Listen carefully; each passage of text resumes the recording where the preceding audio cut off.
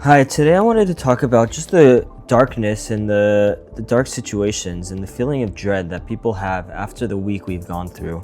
You know, in Yerushalayim, there were people who were murdered for no reason. And then this guy who was really a righteous Gentile who stood up for Israel, he was also murdered.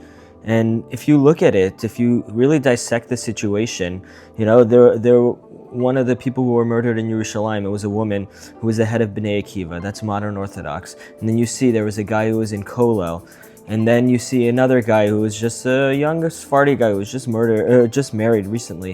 And then you see a righteous Gentile, you know, like everybody is being pulled down. Everybody, you know, like doesn't matter which part of the spectrum you're on.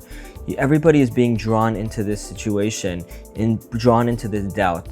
It says we really have to strengthen our emunah because logic is not going to work. How can you logically believe in Hashem and believe in what's right when you see these things? In Sichot Haran 35, Rebbe Nachman says great atheism will come to the world.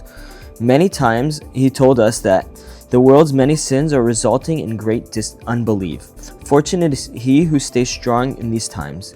He also says, it has already been predicted that there will be great temptations before the Mashiach's coming, when many people will purify themselves and be refined and make themselves shining white in faith. Fortunate indeed is the person who resists these temptations and remains firm in his belief.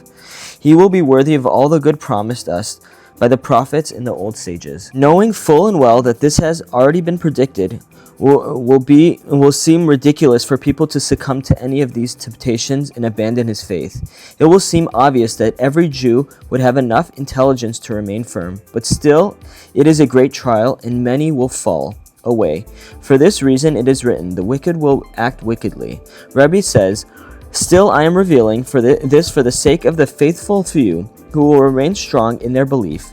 They will certainly have great conflicts within, but when they see this has already been predicted, it will give them additional strength and encouragement. In the Zohar it says, in the times before Mashiach, there will be a rope, and the rope will represent people's faith in emunah, in Hashem.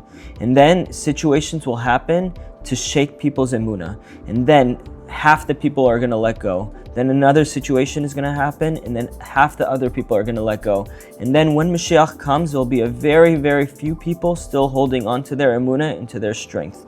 We have no choice. We have to keep going. We have to keep strengthening our emunah. We're going into Shabbat. We should view Shabbat as a different realm. We're stepping into a different realm that none of these problems and this darkness exists. None of this confusion exists. And be happy on Shabbat, like what we said last week. Fake it. Put on a fake smile if you have to, and let's bring that clarity into the coming year. And hopefully everybody should have an amazing Shabbat.